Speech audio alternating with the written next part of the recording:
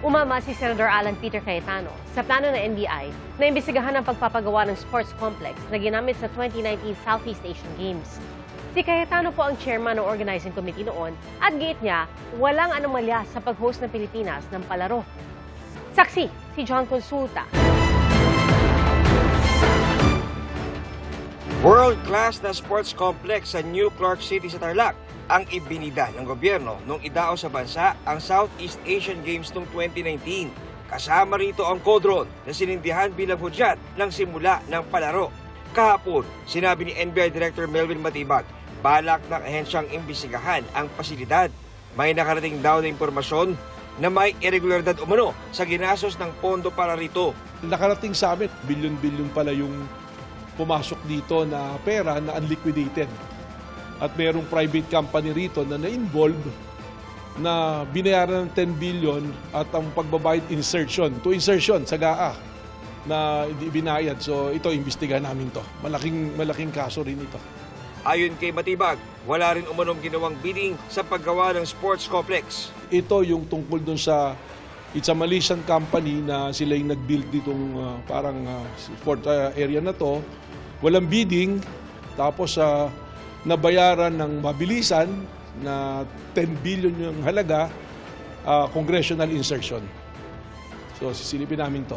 Kasama sa sisilipin ng NBI ay ang Codron na nagkakahalaga ng 45 million pesos ayon sa organizing committee kung saan naging chairman si ngayoy Senator Alan Peter Cayetano.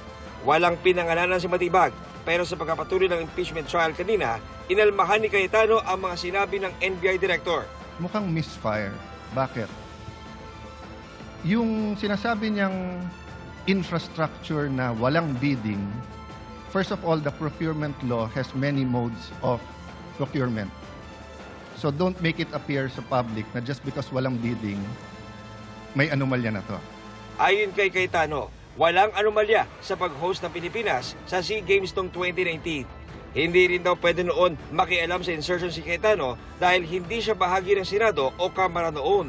Wala rin daw siyang kinalaman sa pagpapatayo ng sports complex na pinamahalaan niya ng Bases Conversion and Development Authority o BCDA.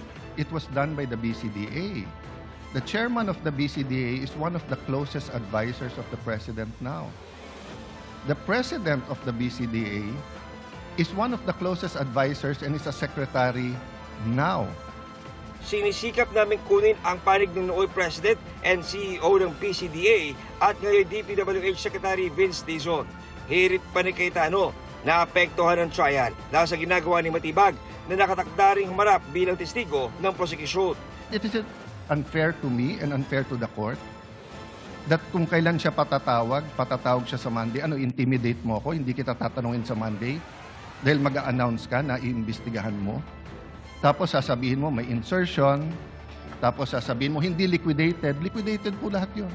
A marites accusation towards me that affects this court because I am now a senator judge.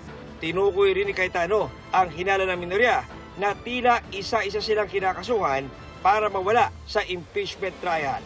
Binabawasan talaga kami.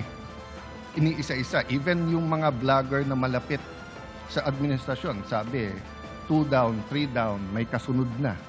Ayon naman kay Matibag, unang-una, hindi naman ako nakikipagbakayan sa kanya. I'm always respectful to everybody, especially to the member of the Senate. It so happens siguro na siya involved dito, no? At tayo naman, ang record naman ng NBI, we'll always go over the evidence, will lead us kung ano yung batas, kung ano yung proseso. And I'm sure si Senator Alan, kung siya kasama rin dito, I'm sure that he will appreciate na may imbestigahan natin ito na maayos. ako si John Consulta, ang inyong saksi.